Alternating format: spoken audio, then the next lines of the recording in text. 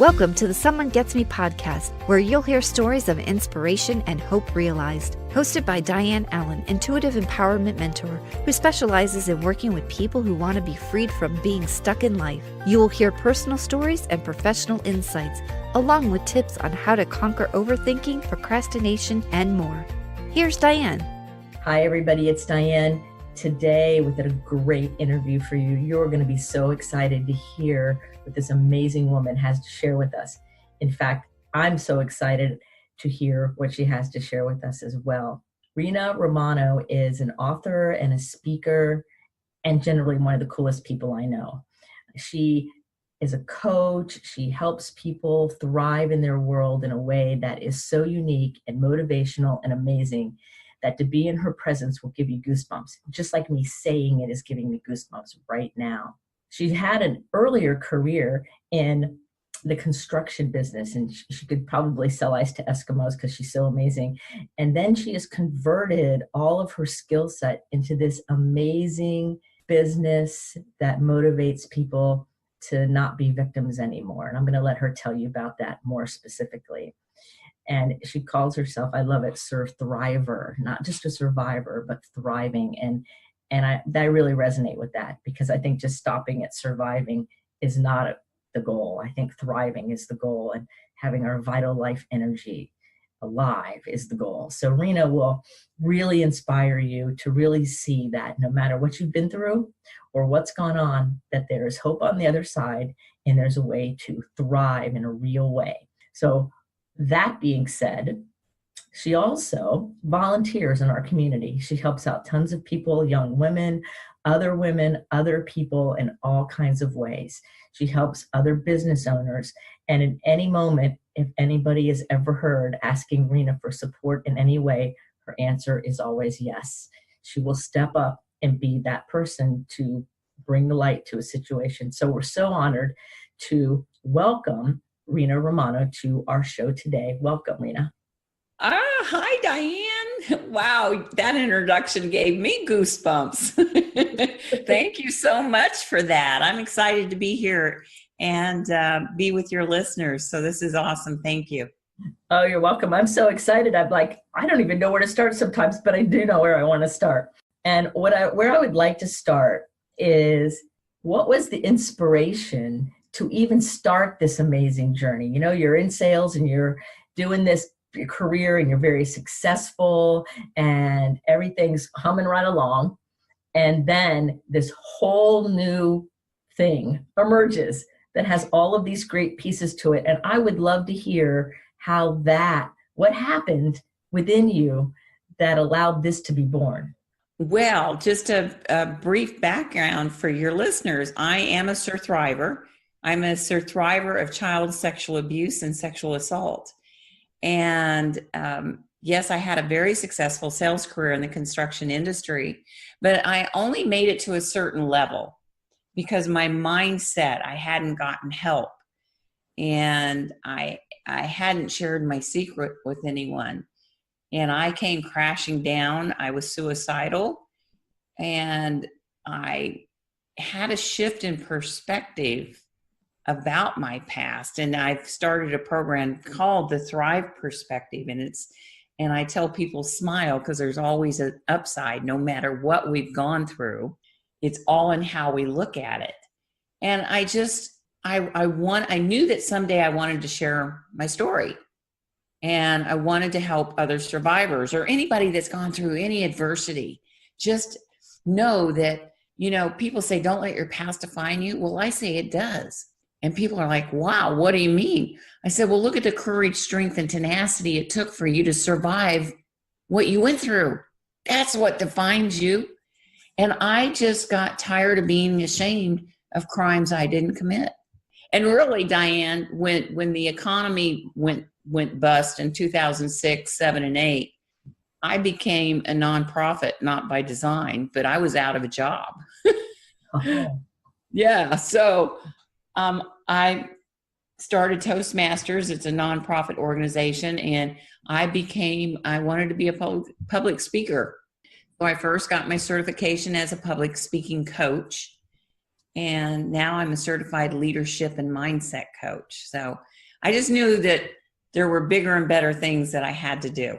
So that inner gut calling, I call it that, like heart's desire calling, was there. And you knew you had to tell your story and were going to tell your story. And then what appeared to be an outside issue like the economy and all of that stuff really was an opening of a door to allow you to step into that. And so just as the past trauma really can be turned around and used for you to thrive, also the outside circumstances of just life can be used for your benefit. And that's what you did. You seized the moment. Instead of going backwards, you stepped through the door. Absolutely. Opportunity comes in so many different packages and so many different ways. And sometimes we don't see that opportunity. But I was very fortunate when I lost my job and I couldn't find another one, like so many people at that time. My husband said, well, your job now is to write that book you've been talking about writing. And so I did. It's called His Puppet No More, and it's my memoir of my journey through incest and triumph over sexual abuse and sexual assault. So I also share in there my story of being on Oprah. It was Oprah Winfrey. Her show encouraged me to get help. Wow. And you got help. I got help. I got healed, and I got happy. Help, healed, and happy. All the H words. That's right. That's my slogan. Get help, get healed, get happy. Because we deserve to get our happy back. Absolutely. That is completely true.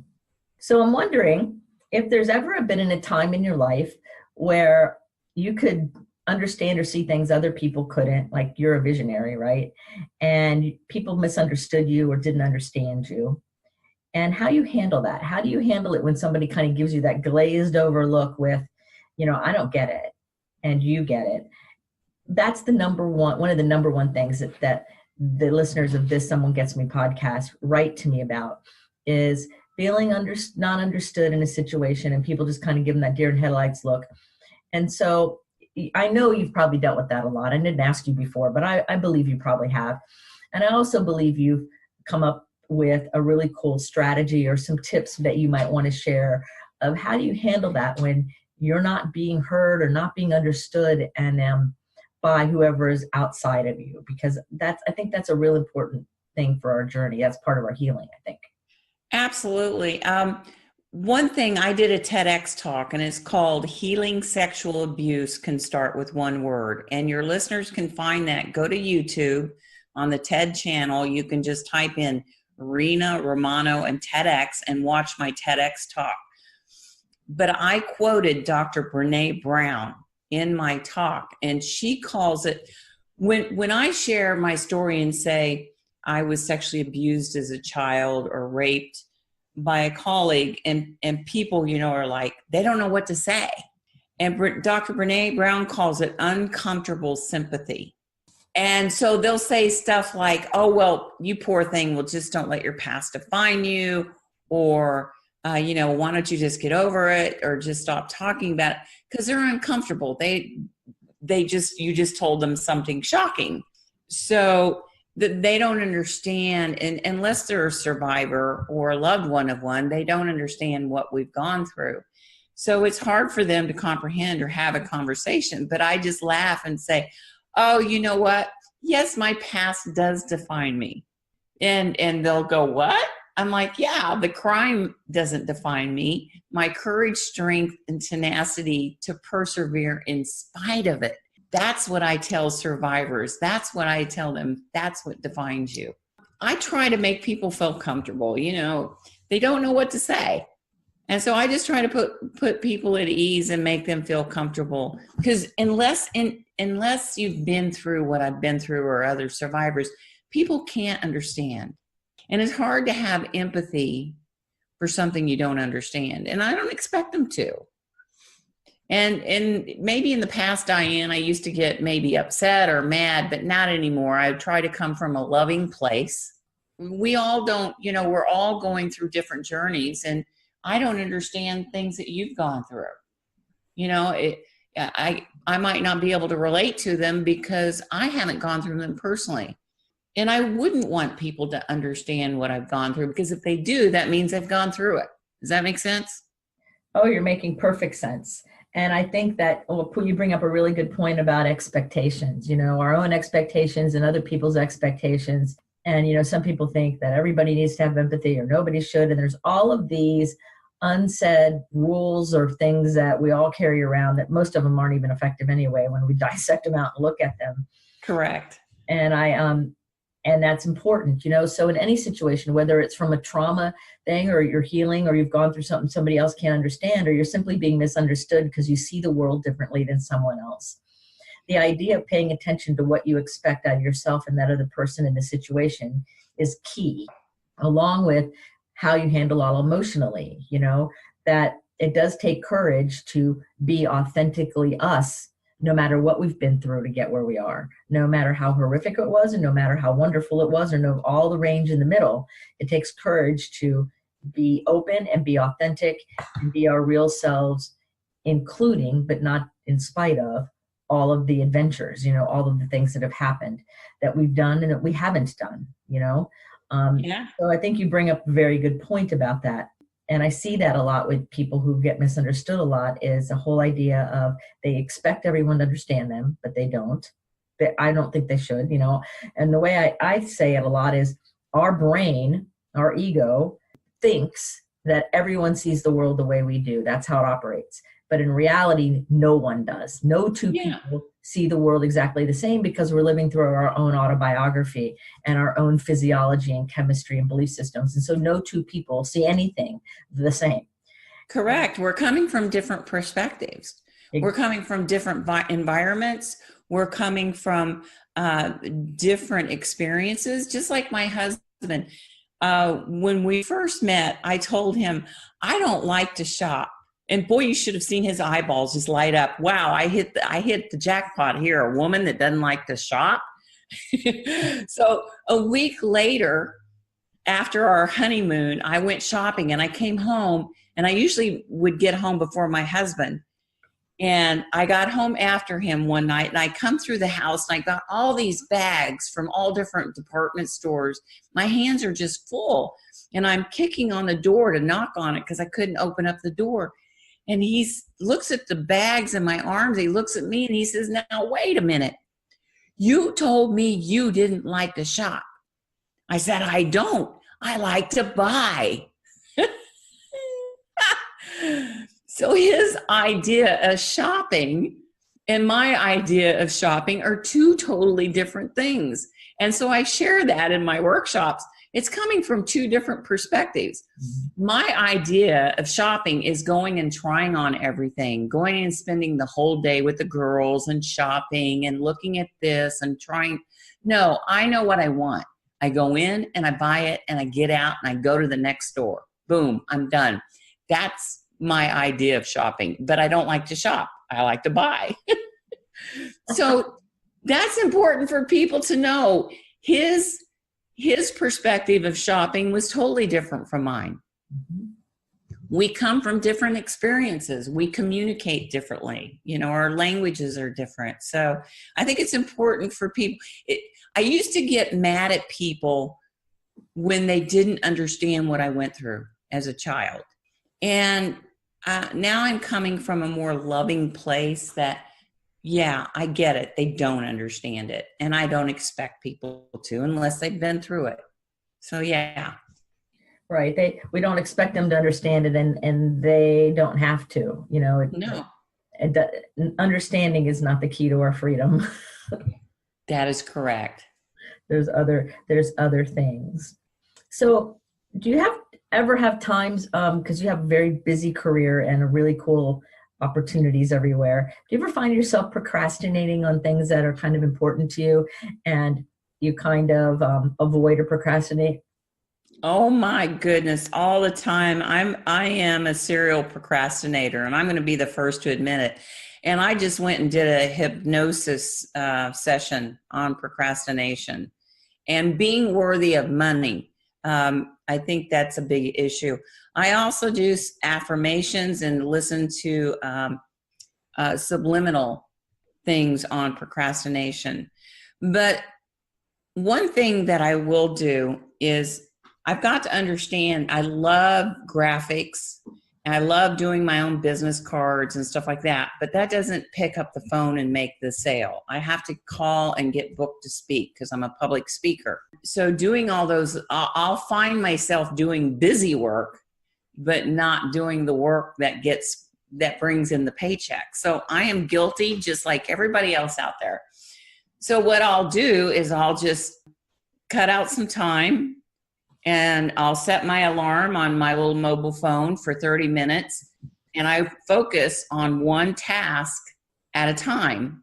And my mind just goes all over the place. So I'll have a notepad and a pen. And if I think, oh, I need to go call so-and-so, instead of doing it right at that moment, I'll write down on that piece of paper, call so-and-so at the break. So I go back to the task. But yeah, I'm a serial procrastinator and I have to put it on my calendar. And if I put it on my calendar and at the end of the day, I haven't done it, then I don't get an ice cream cone. Yeah, I don't get my martini at the end of the day, you know, my little reward or whatever.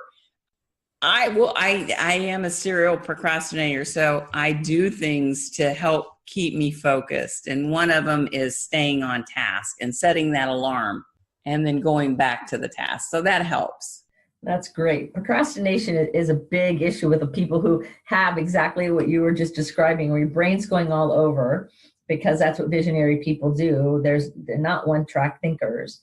And, you know, none of us, anybody listening and you and I, we are not one-track thinkers. And so there's a lot to trying to corral our ideas and thoughts to go in a direction that kind of flows. I kind of imagine like a big river or something, you know, like, okay, we're just going to go this way and then we'll go back over that way. And then we'll try to figure out what's around this bend and try not to keep jumping off the raft on and off to go swimming upstream or something.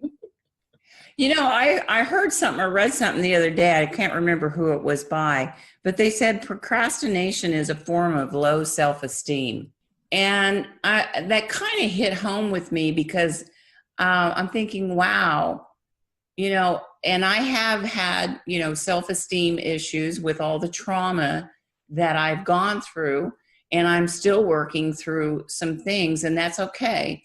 I acknowledge that, I accept it, and I just do the best I can every day. And I'm like, okay, I'm tired of having low self-esteem. I am tired of not making the money that I should. And so, I continue doing continuing education. I do tapping, and I mentioned earlier hypnosis. And I just tell people, if you've got an issue, work on it and keep working on it till you get through it, work through it. You don't get over it, but you can work through it. I hate it when people say, oh, just get over it. Because there's a lot we have to work through sometimes. And you know, the thing of it is, Dianne, I've seen people who have never had any trauma in their life that have procrastination issues. They have self-esteem issues. So it's not just trauma related. It's a confidence issue, I think. What do you think of that? I'm certain it's not trauma related, and I work with a lot of people that have procrastination issues, and I know I've had procrastination issues in the past that were self-esteem related or shame related or fear. And I've also later, after doing so much healing, and I work with people now sometimes that have procrastination as part of their, you know, things they want to work on. And sometimes it comes from overbooking themselves. And like, I call it being a time optimist, like do way more things. And so you procrastinate on the important thing because there's something fun over here. And so the time management does not line up with their visionary set. They think they can get, 500 things done in an hour and a half. I do it all the time. I'll write a to-do list that's 50 items long and think I'll have it done by lunch. When a few maybe, but not that many. So I think procrastination is lots of different things. There are the procrastination that comes from perfectionism, where people think, okay, it has to be perfect to get it out, like this podcast, or a book, because I have 6 books out now. And, I used to be such a perfectionist, and now I believe more in the spirit of it. And people are going to forgive me if there's a typo here or a comma misplaced there. I do the best I can, and I put it out with the very best quality I can in the moment. But I don't stop myself from moving forward because it's not what I think might be perfect or not. Right. So there's that whole thing with highly intellectual people or people that are big visionaries, because they see it. It's kind of like when you're seeing something, you see it in a perfect way. You can see the picture, and then trying to make it look like that in human form and come out over here, there's usually a jump, right? And a lot of people get confused by that. So procrastination, I think, has a ton of different ways it can be caused. And I think sometimes procrastination can cause more procrastination. Absolutely. And perfectionism, I've got OCD, and not as bad as I used to, but things had to be perfect. And I had a friend, she says, you're always getting ready to get ready to get ready to get ready. Instead of ready, aim, fire, she says, aim, fire, ready, which I really like, because what is it you want? Fire, go for it. And then because I noticed with my coaching and my speaking as a public speaking coach, my program has changed and has evolved, and it's perfect the way it is right now. And I have a quote by a friend, Dr. Alan Weiss. He's a professional speaker and author. And he says, life is about success, not perfection. I thought that was so cool because, it's perfectly imperfect the way it is right now. And so perfectionism is a form of procrastination for sure. Yes, absolutely. And people with a lot of intellectual overexcitabilities really struggle with that, because what they think has to be perfect. And then, some people do it by time. Like, well, that'll take me 5 minutes, and it's really an hour, and then they get pushed into the deadline. Well, that's kind of ego driven too, don't you think? Oh yeah. Oh yes. Because we don't want to look bad or silly. And I'm posting stuff all the time on Facebook or whatever, and I will misspell something or whatever. The grammar is horrific. And somebody will call me out on it. I'm like, hey, you got the gist of it, right? It is what it is. And you just got to be yourself. So at the end of the day, with all of these different things, I think what you just said is it. We have to be ourselves. And I'm a big one on being authentic, and just be who you are as you are. And as we grow and change and evolve as beings, as human beings, then that authentic self is going to grow and change and evolve. I say that the world's always expanding in diversity and unity and complexity. So there's always expansion. So what's completely true for us right here, right now, today, as we're speaking, we could generate the same conversation with these same topics a year from now, and it would be a very different conversation. Not because today is wrong and that day is right or the other way, but because as we evolve as people and with awareness, it's going to shift naturally. And so even with our lives, we can have our eyes set on a goal, but as we walk that path and we walk that trail and we grow and expand, that may or may not even be where we end up by choice. Right. And, I think that's really, really important. Like, you were doing sales, and then the world did all of its wild stuff, and then you decided to follow your inner heart. And then now you're doing all these other amazing things, following your heart. And the more you follow your heart, the more doors are going to open and opportunities, things you can't even imagine right now. I'm telling you, it's my situation right now is so different from what I thought, because after that TEDx talk, I'm speaking at the Cleveland Rape and Crisis Center this month. They reached out to me after they saw the talk. They're paying me full fee, paying my travel expenses, and I'm sharing my story and in a positive, uplifting way that's going to resonate not just to survivors, but to everyone in the room. So I went into public speaking to share my story, but then I ended up becoming a certified speaking coach too, which I never thought I would do that. And I've coached thousands of folks from all over the world. And that's been fun too. And I never thought of myself as a teacher, but I am. I'm a teacher. You're a teacher in your own way too. We're teachers, we're trainers, we're healers. And I like the way it's evolving. And I'm not being so nitpicky about how it evolves. I'm just going to let it happen. Yes, we do have to have a plan, or it's just going to be like spaghetti on the wall all over the place. But, that plan can take a right turn sometimes. Oh, absolutely. I agree with you. That's my business does not look anything like I thought it was going to look when I opened it and started it. It's way better. It's cooler.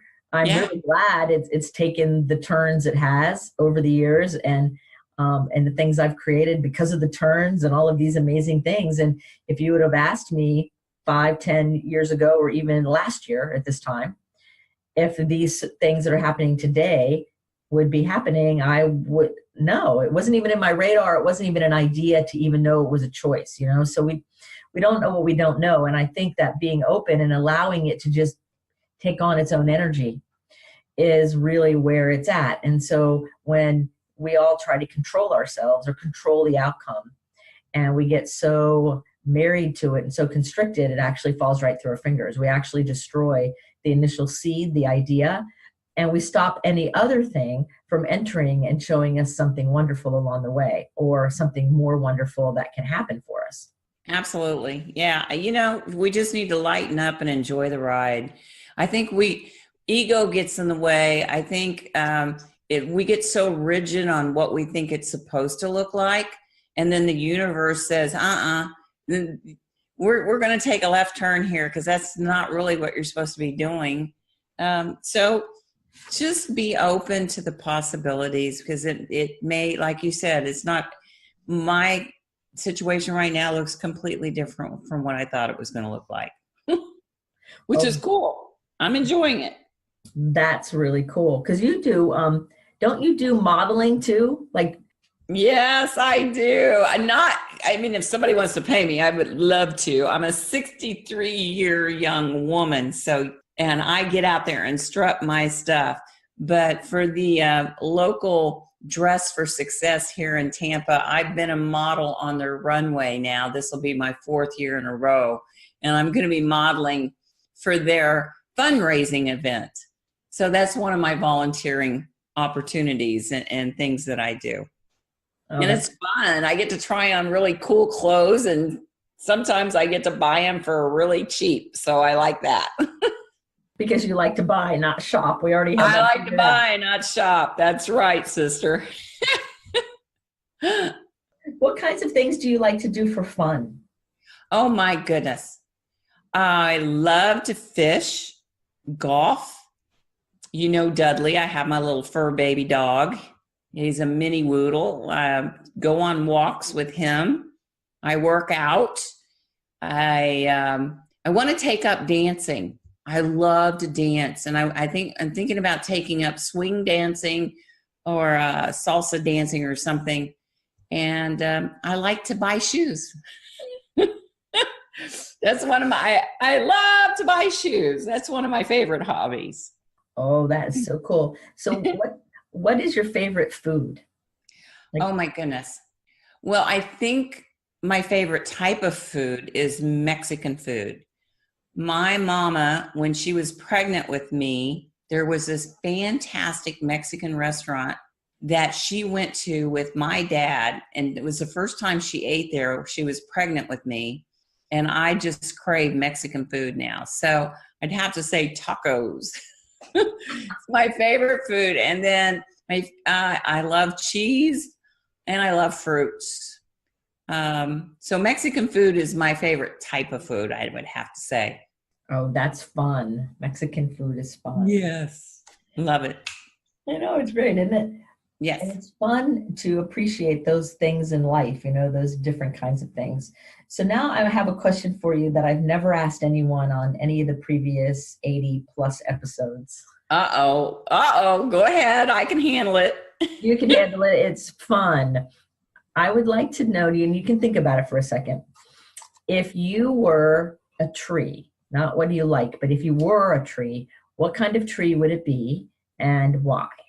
I would be an apple tree, a fruit tree, because they're beautiful and they provide life for others. Yeah, I think that's it. Because I like to give. I like to be giving, and I'm a nurturer, so it has to be a fruit tree that would nurture others, even animals. So there you go. That's beautiful. I love it. That Thank question you. just popped in my head while you were talking a minute ago, and now I know why. That was great. Yeah, that's cool. I've never been asked that question. So, There always something comes through with my intuition. There'll be a question that comes through, and almost everybody goes, "I've never been asked that." I'm like, I don't know that I've ever asked it, but I knew I hadn't asked that question. I'm like, okay, I'll ask her. oh, cool. I'm glad you did. Yeah, that's perfect.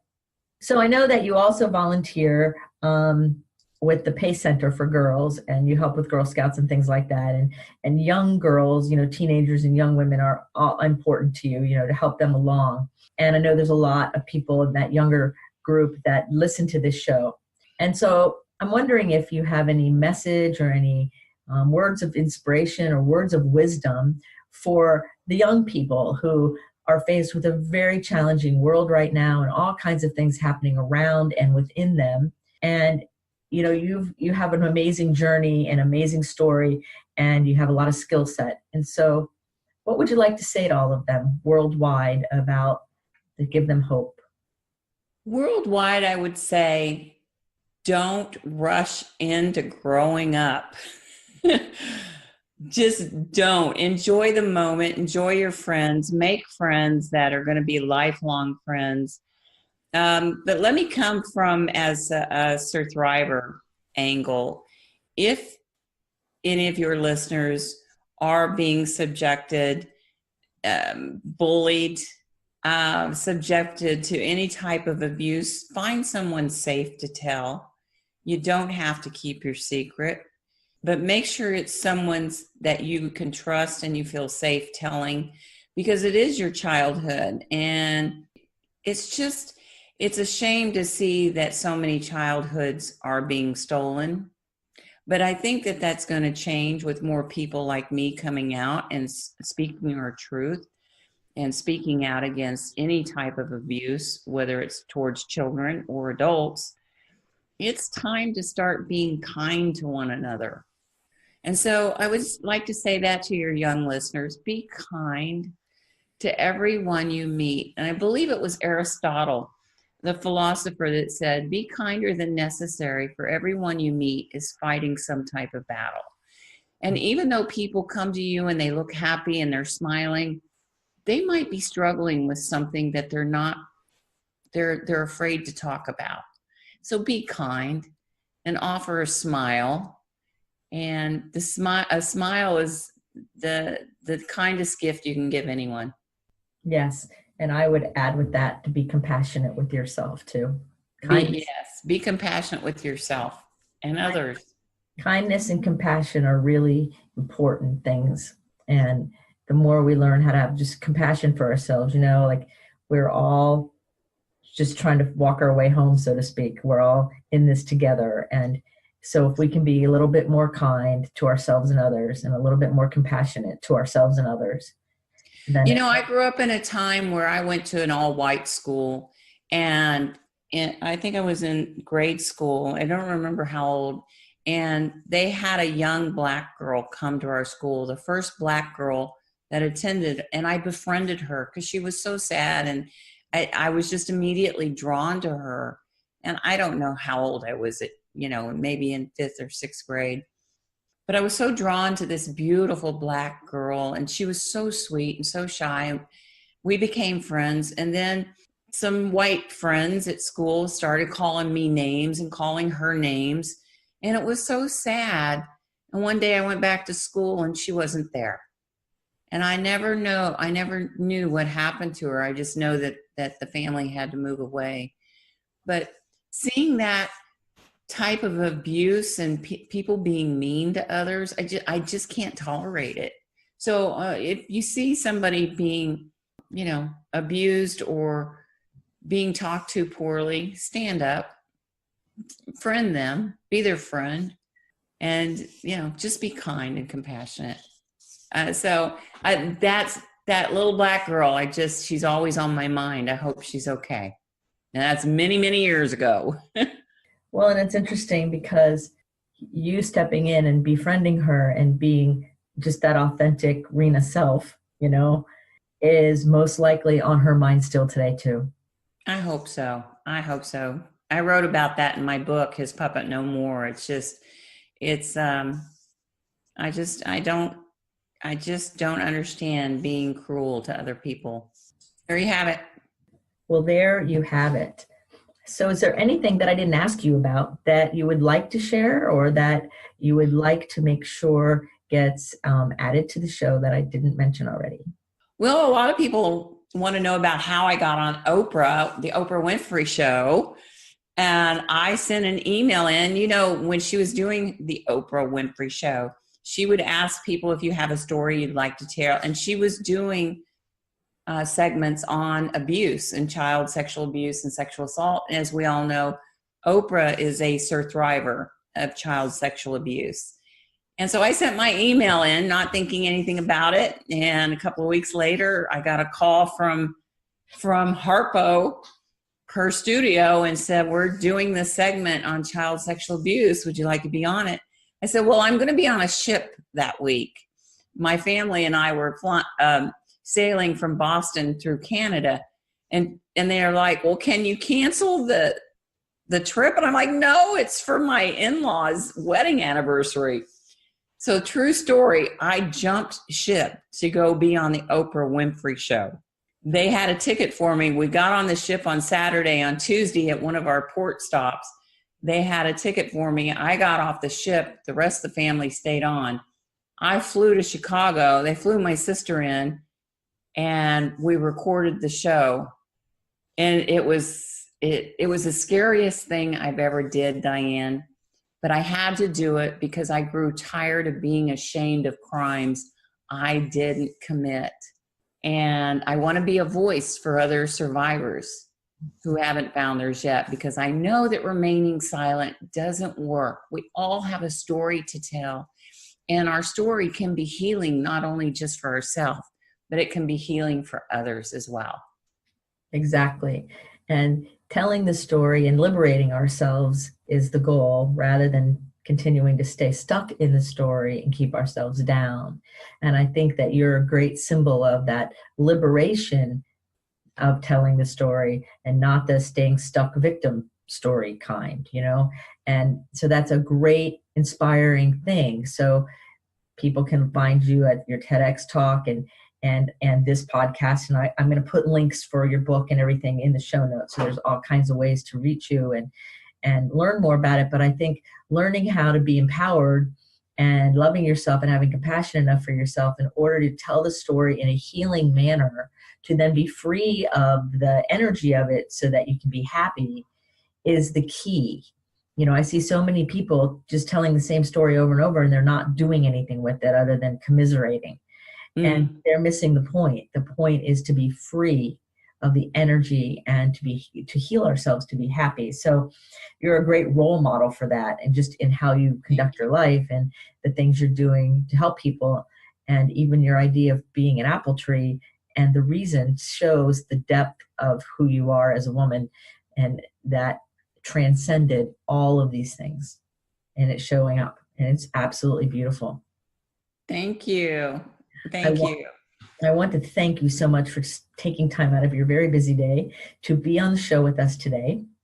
And my pleasure. Thank you. Oh, it's been really fun. I could talk to you forever.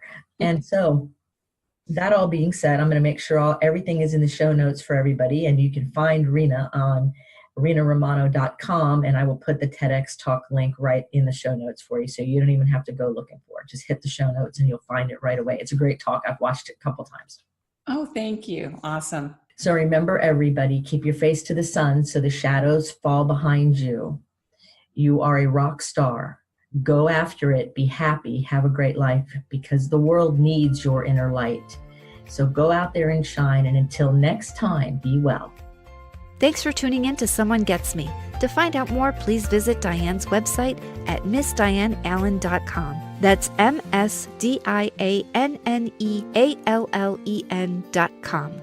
Be sure to take a second and subscribe to the show and share with anyone that you think may benefit. Until next time, remember the world needs your special gift. So let your light shine.